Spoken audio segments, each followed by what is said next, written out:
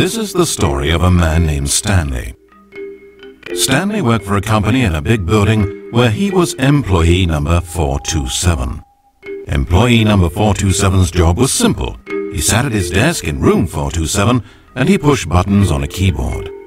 Orders came to him through a monitor next to his desk, telling him what buttons to push, how long to push them, and in what order. This is what employee 427 did every day of every month of every year. And although others might have considered it soul-rending, Stanley relished every moment that the orders came in, as though he had been made exactly for this job. And Stanley was happy.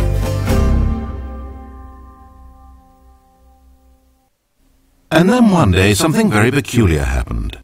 Something that would forever change Stanley. Something he would never quite forget. He had been at his desk for nearly an hour when he realized that not one single order had arrived on a monitor for him to follow. No one had showed up to give him instructions, call a meeting, or even say hi. Never in all his years at the company had this happened, this complete isolation. Something was very clearly wrong. Shocked, frozen solid, Stanley found himself unable to move for the longest time. But as he came to his wits and regained his senses, he got up from his desk and walked out into the hallway.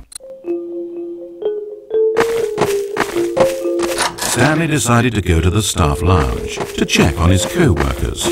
He never functioned well by himself and constantly needed support and guidance from others, so the thought of total solitude was terrifying to him. When Stanley came to a set of two open doors, he entered the door on his left.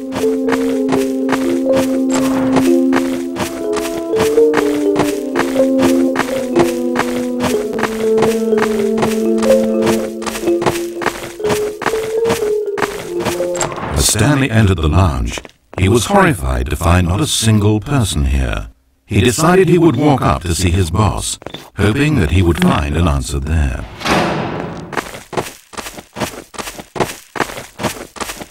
Coming to a staircase, Stanley walked upstairs to his boss's office.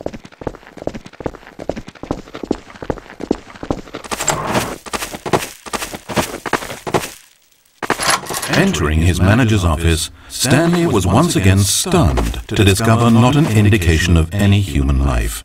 It was at this point that he began to feel dizzy and a little sick, and even thought he might pass out, when suddenly he noticed a keypad next to the filing cabinet in the corner of his boss's office.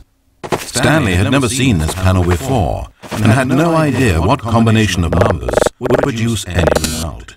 In fact, only Stanley's boss knew this, since the panel withheld access to the boss's greatest, darkest secret. And so he had assigned the keypad a combination that only he could possibly know. The number of his freshman dorm number in college. 1957. But of course, Stanley couldn't. Yet incredibly, by simply pushing random buttons on the keypad, Stanley happened to input the correct code by sheer luck. Amazing. Stanley ventured forth into the newly opened passageway. As he drew deeper into the bowels of the building, Stanley had no idea where he was or what this place held. And just as he began to think he might not discover a thing, he emerged into a long room to find rows and rows of monitors. Screens with a number above it. Stanley noticed, however, that these were not random numbers, but the number of employees who worked in the building, his co-workers. Even his own number, 427, had a place on the wall. But why a setup so elaborate, he asked. Was this simple surveillance, or something even more? And as if in answer to his question, the wall slid open before him, revealing the ultimate truth of the situation. An enormous control panel, Stanley discovered, but not one that controlled simple machinery. Buttons were labeled with emotions. Happy, sad. Levers and knobs controlled actions. Walking, eating, doing work, or watching TV. Every input on this device monitored not the functions of a machine, but of a human being. And the reality began to sink in. Stanley, like so many other people, reduced to images on a monitor, had been under someone's control, always at the mercy of this machine.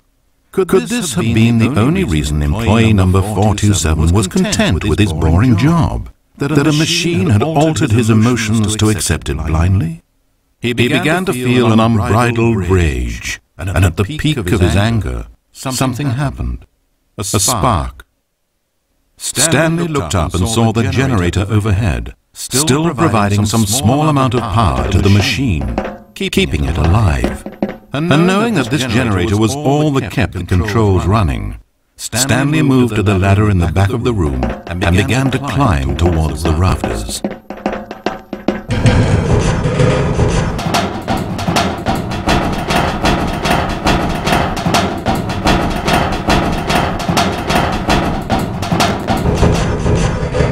higher Stanley climbed, the closer he felt to freedom, the further from enslavement.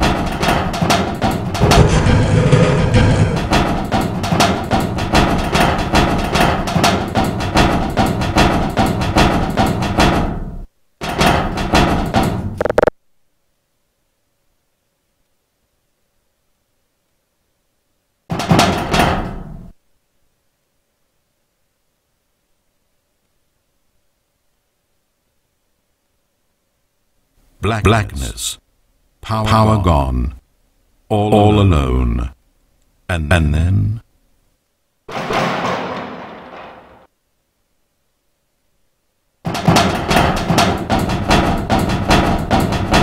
As he stepped through the door into the fresh outside air, a feeling of liberation rushed through Stanley's body. He had seen power, he had seen enslavement, and he had destroyed it. The underling was in control now. He had found his leading role. Stanley never discovered why everyone had gone missing, nor how and when he had come under the machine's control. But it didn't upset him terribly, because he knew that this was how things were meant to happen. All he felt was a light unlike any he had ever known before. Never again would he follow someone else's orders without question. Never again would anyone tell Stanley where to go, what to do, or how to feel. No more bosses, no more instructions on a screen. Stanley decides for himself now. And he stepped out into the world, and he felt the cool breeze upon his skin, and Stanley was happy.